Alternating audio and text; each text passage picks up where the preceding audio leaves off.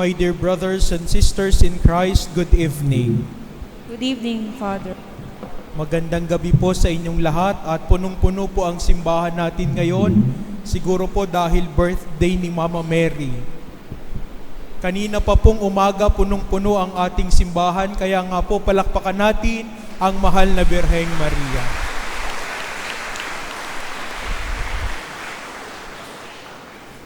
Nung isang araw po, kausap ko po yung isang kaibigan ko at ang sabi niya sa akin, paano mo masasabi na ang isang tao ay mahirap?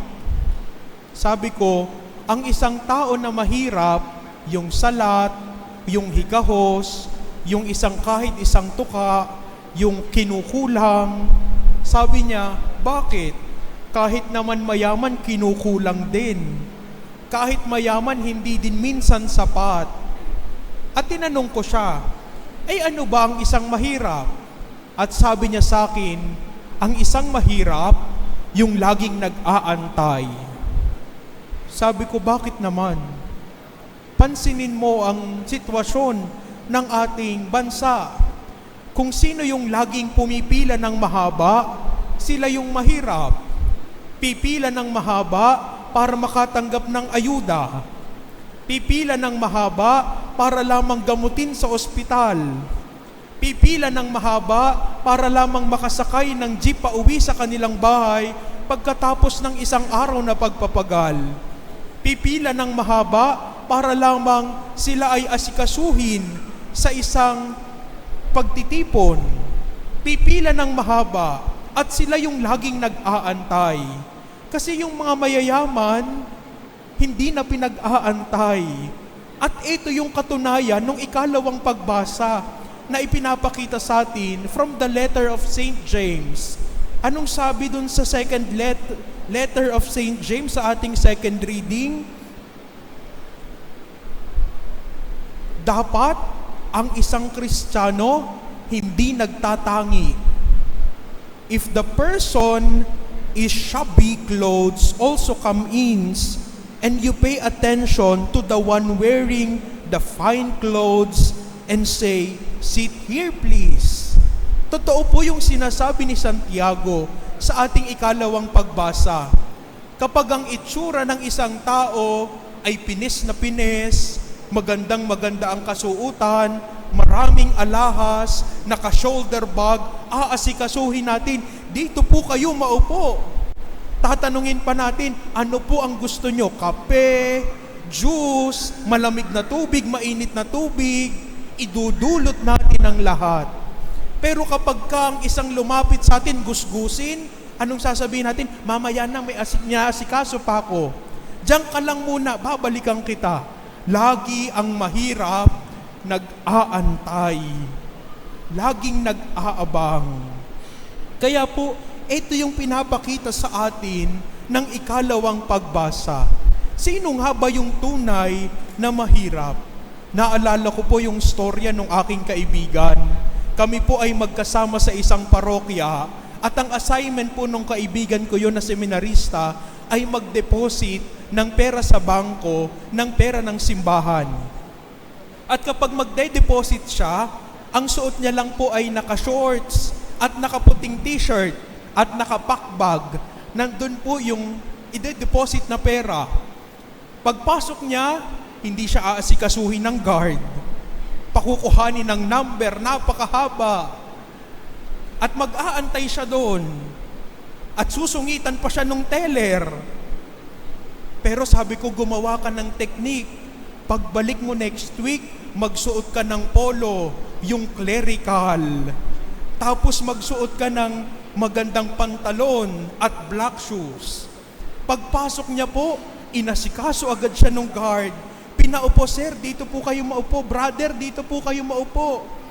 At pagdating niya sa teller, malayo pa lang siya, nakangiti na yung teller. At sabi niya, Father, baka gusto mong kumuha ng investment. Baka gusto mong kumuha ng additional card. Marami po sa atin ang tinitingnan yung panlabas na kaanyuan.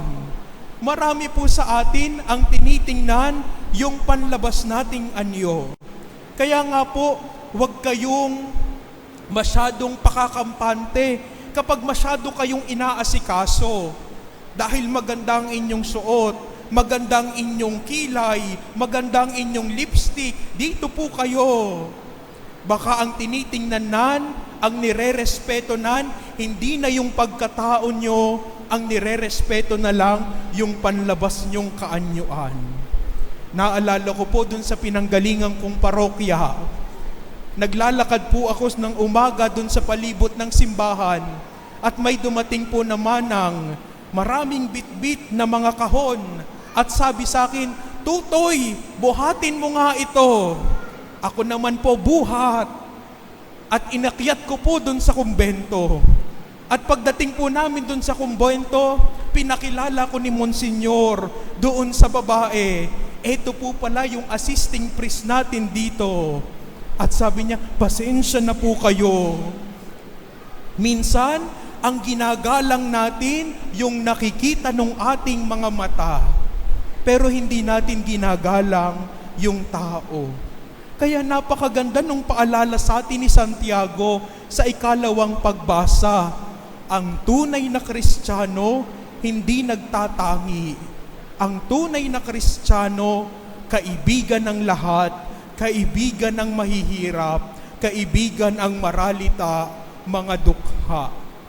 Paano nating masasabi na tayo ay para sa mahirap kung meron tayong nakakausap, nakakaulayaw at binibigyan ng panahon na isang mahirap? At ito po yung katangian ng isang mahirap, laging nag-aantay. Hangang-hanga po ako dito sa Landayan simula nung ako'y dumating dito. Kasi nakita ko dito, ang lahat ng tao nag-aantay. Lalo na kapag Biyernes, sinatsaga ang napakahabang pila, umulan, umaraw, hindi umaalis sa pila, nag-aantay sila, mahawakan lamang si Lolo Uweng. Mahipo lamang si Lolo Uweng. At iyan po yung sinasabi ni Propeta Isaías sa ating unang pagbasa, na wala tayong ibang inaasahan dahil lahat tayo ay mahirap at umaasa lamang tayo sa biyaya at awa ng Diyos. Kaya anong tugon ni Yahweh? Be strong, fear not. Lakasan natin ang ating loob at huwag tayong matakot. Sa ating pag-aantay kay Lolo Uweng na mahipo natin siya, sinasabi natin sa ating sarili, "Panginoon, ako ay mahina, ako ay mahirap, kung wala ka sa aking buhay." At ito po ang naranasan nung pipi at bingi sa ating ebanghelyo ngayon.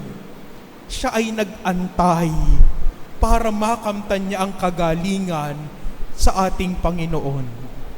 Nag-antay siya sa biyaya ng ating Panginoon. Pero maganda po sa kanyang pag-aantay, hindi siya lumapit sa Panginoon. Anong ginawa sa kanya? Inakay siya ng mga tao papalapit kay Jesus. May mga taong naging instrumento upang dalhin siya kay Jesus. At sana tayo yung mga tao na yon. Sana maging kagaya tayo nung mga taong nag-akay dito sa lalaking pipi at bingi na inilapit sila kay Jesus. Maging taga-akay nawa tayo ng kapwa natin mahirap na nag-aantay ng biyaya ng Diyos papalapit kay Kristo. Huwag sana tayong maging dahilan para lumayo ang ibang tao kay Jesus. Huwag sana tayong maging dahilan para lumayo ang iba sa simbahan. Bagkus akayin natin sila papalapit kay Kristo. At ano po ang nangyari nung inilapit nila kay Jesus? Ang lalaking ito, dito po naganap ang himala. At anong sabi ni Jesus sa lalaki? Ephata, mabuksan. Sa ating buhay, ano po ang kailangang buksan ni Jesus para makita natin na tayo ay kinakalinga ng Diyos? Ano po yung mga sarado sa ating katawan, pag-iisip, at sa ating puso? Baka yung puso natin sarado na. Baka yung tainga natin sarado na. Baka yung mata natin sarado na. At ang bukas na lang palagi sa atin, yung bibig natin. Kaya ang ingay-ingay natin, daldal na lang tayo ng daldal, hindi na tayo marunong makinig. Mga minamahal na kapatid, lahat tayo mahihirap na nag-aantay ng biyaya ng Diyos. At yan po ang naranasan ng mahal na Birheng Maria. Ang naranasan ng mahal na Birheng Maria, siya ay laging nag-aantay sa kalooban ng Diyos. Hindi naman po pinaliwanag sa mahal na Birheng Maria ang kanyang gagawin na detalye. Ano lang po ang sinabi? Ikaw ay maglilihi at manganganak ng isang lalaki at siya ang tatawagin nating kataas-taasan ang anak ng Diyos. Hindi naman alam ni Maria na maghihirap pala si Jesus. Hindi naman alam ni Maria na kailangan niyang manatili hanggang paanan ng krus. Pero anong ginawa ni Maria? Siya ay nag-antay at sa kanyang pag-aantay, siya ay nagtiwala sa kalooban ng Diyos. Kagaya ni Maria, handa ba tayong mag-antay palagi sa sasabihin ng Diyos sa atin?